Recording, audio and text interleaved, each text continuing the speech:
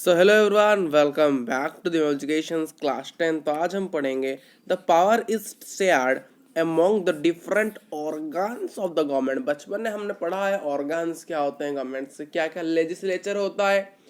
Sir legislature कौन होता है? सर लेजिस्लेचर वो होता है जो कि आपके लॉ बनाता है। एक छोटा सा टिप दे देता हूँ आपको।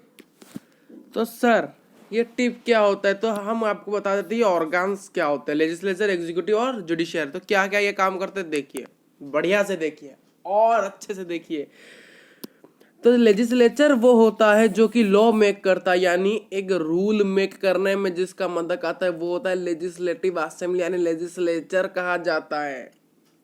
समझ में आ रही है मेरी बात? लेजिस्लेचर वो होता है जो कि कानून बनाता है और कानून को जो एग्जीक्यूट करता है, यानी उसको किस प्रकार से कंट्री में डाला जाए, एग्जीक्यूट किया जाए, उसे कहा जाता है executives. Executives, who are the executive? Executives are two types. They are the political executives एक होता है, दूसरा होता है परमानेंट एग्जीक्यूटिव।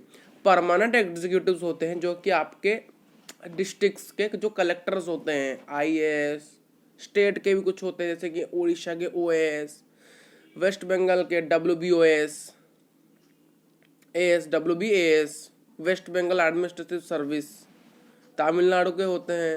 पूरे इंडिया के देखा तो आईएएस, आईएफएस, आईपीएस, ये होते हैं परमानेंट एग्जीक्यूटिव। पॉलिटिकल कौन है? जो कि एमएलए होते हैं, यानी member of legislative assembly, MP, member of parliament, ये होते हैं सारे लोग जो कि है पॉलिटिकल परमानेंट में होते हैं। देखिए, political permanent are answerable to people, ये लोगों को कहने के लिए, अगर आप इन्होंने कुछ काम नहीं किया, एमएलए एमपी ने कुछ काम नहीं किया, तो उसके दाय वो किसको बताएंगे मैंने ये क्यों नहीं किया? लोगों को बताएंगे। वो उत्तरदायी किसके लिए है? लोगों के लिए। बट ओएस, तो क्या आपके देश के कलेक्टर, आपके डिस्ट्रिक्ट के कलेक्टर हैं, क्या वो आपको बताएंगे हमने इस चीज को क्यों नहीं किया? वो आप तो पता ही नहीं होगा आपको डिस्ट्रिक्ट के कलेक्टर कौन है। ये जरूर पता कि एमएलए कौन है, एमपी कौन है, ये बात है। जुडिशियरी क्या करता है सर? सर जुडिशियरी वो होता है, जुडिशियरी यानी courts, high court, supreme court, local courts, criminal courts, ये जो कोर्ट्स होते हैं ये क्या करें? Maintain the law.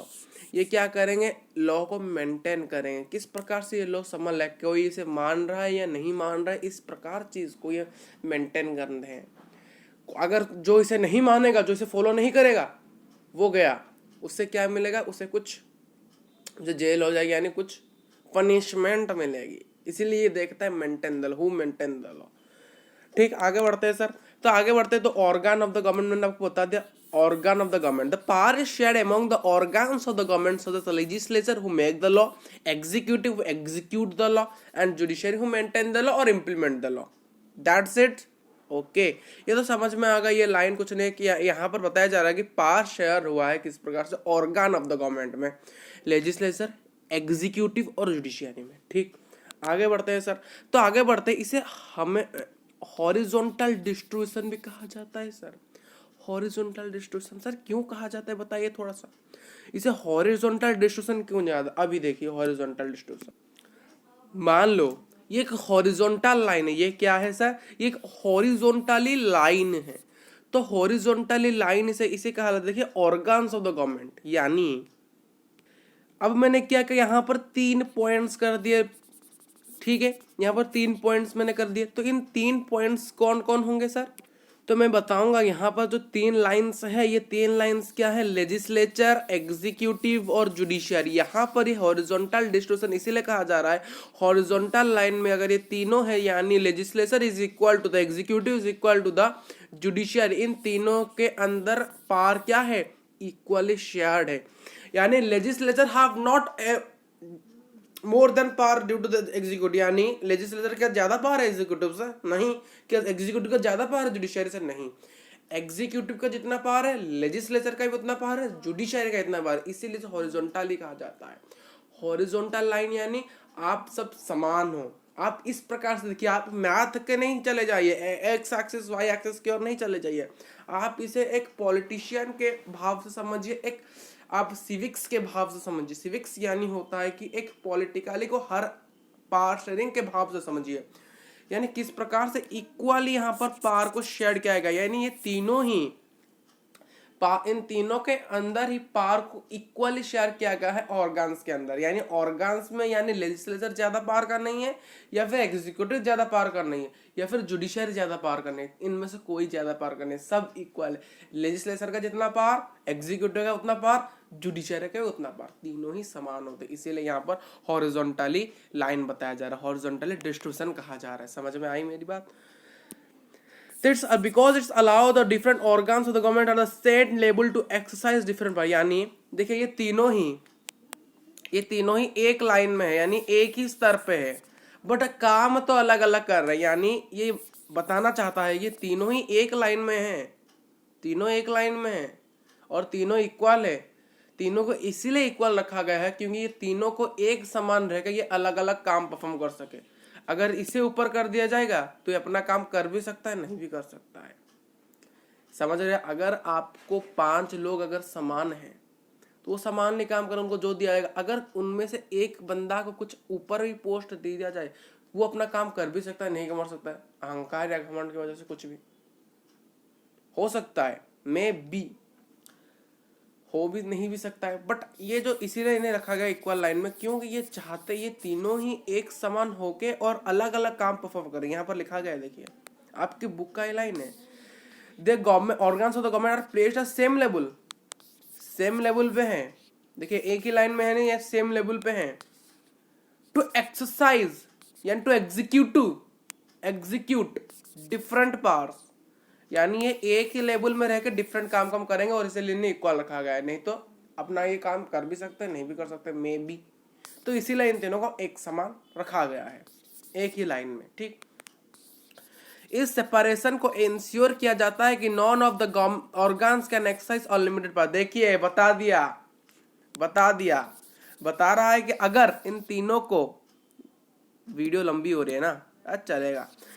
देखिए यहाँ पर जो 3 लाइन है, ये जो हॉरिजॉन्टल लाइन है, ये हॉरिजॉन्टल लाइन में अरे तीनों को इक्वल रिप्रेजेंटेशन सेम लेवल में रखा गया, बट अलग अलग पार्ट इसीलिए रखा गया एक लेवल में। क्यों? अगर इसे मान लीजिए मैंने ऊपर कर दिया, तो मान लीजिए ऊपर कर देते हैं, तो मैंने क्या किया सर, हॉरिजॉन्टल लाइन से इस हॉरिजॉन्टल लाइन को थोड़ा सा ऊपर कर दिया, यानी इसका पार थोड़ा सा ऊपर कर दिया, और इन दोनों को समान रखा, एग्जीक्यूटिव और जुडिशरी को समान रखा और इसे थोड़ा सा ऊपर कर दिया मैंने गाइस। तब क्या होगा, अगर इसे ऊपर करने से क्या, इसके पास जो पावर है, यानी तो देखिए यहां पर तीनों का पावर क्या है, इक्वल है। यहां पर तीनों का पावर क्या है, इक्वल। क्या है, power of the 3 are equal. यहाँ पर तीनों का पावर इक्वल है क्योंकि ये एक समान हॉरिजॉन्टल लाइन में है और इसलिए इनको इक्वल पावर दिया गया है, पावर इनको दिया गया है। बट सर अगर इन दोनों का मैंने समान रखा और इसको ऊपर ले लिया तो यहाँ पर क्या हो सकता है, यहाँ पर ये हो सकता है कि एग्जीक्यूटिव और जुडिशरी तो इक्वल पावर यूज करेंगे। क्यों इक्वल पावर? क्योंकि उनको ज्यादा पावर दिया नहीं गया है, उनको जितना पावर दिया गया उतना ही वो करेंगे क्योंकि हॉरिजॉन्टल लाइन में। बट इससे तो ज्यादा पावर दे दिया गया है। अगर इसे थोड़ा सा ऊपर लेवल के ले जाएंगे तो कहीं ये अनलिमिटेड पावर को यूज ना कर दे, अनलिमिटेड पावर को यूज ना कर दे, इसीलिए इन्हें ऊपर नहीं रखा जाता है, तीनों को एक समान रखा जाता है बस। इसे ऊपर अगर रख लेंगे थोड़ा सा, ये अनलिमिटेड पावर को अगर यूज कर लेगा फिर गड़बड़ हो जाएगा, क्योंकि अपनी मनमानी चलेगा इन दोनों से, क्योंकि इन दोनों की बात नहीं मानेगा, फिर अनलिमिटेड पावर यूज करिए। यही तो लिखा गया है सर, यही तो लिखा गया है, क्योंकि ये इंश्योर करता है कि कोई अनलिमिटेड पावर नहीं यूज कर दे, इसीलिए इन तीनों को एक समान रखा गया, ना कि इस प्रकार से रखा गया है। इस प्रकार से रखा ही नहीं जाता है, रखा जाता है कुछ इस प्रकार से, ठीक। तो इसीलिए each organ checks the other. यहाँ पर क्या होता है, यानी अगर एग्जीक्यूटिव कुछ गलत करता है तो लेजिस्लेचर उसे देखता है एग्जीक्यूटिव क्या गलत कर रहा है, जुडिशरी उसे देखता है एग्जीक्यूटिव क्या गलत कर रहा है। यानी एक ऑर्गन अदर के चीजों को देखता है, चेक करता है ये गलत कर रहा है या सही कर रहा है, इसीलिए इसे कहा जाता है system of check and balance. यानी यहाँ पर चेक्स भी किया जाता है और बैलेंस। यहाँ पर देखिए बैलेंस है, यहाँ पर देखिए बैलेंस है। अगर स्ट्रेट लाइन में सभी है तो एक बैलेंस में है कि नहीं, बैलेंस में है कि नहीं, ये तीनों, और ये बैलेंस में है। और यहाँ पर ये इसके काम को चेक करता है, ये इसके काम को ये चेक करता है, इसके काम को ये चेक करेगा, सारे यानी एग्जीक्यूटिव जुडिशरी काम इसके काम को चेक करेगा, फिर जुडिशरी काम को चेक करेगा, फिर ये इन दोनों के करेगा, ये इन दोनों के करेगा। समझ में आई मेरी बात?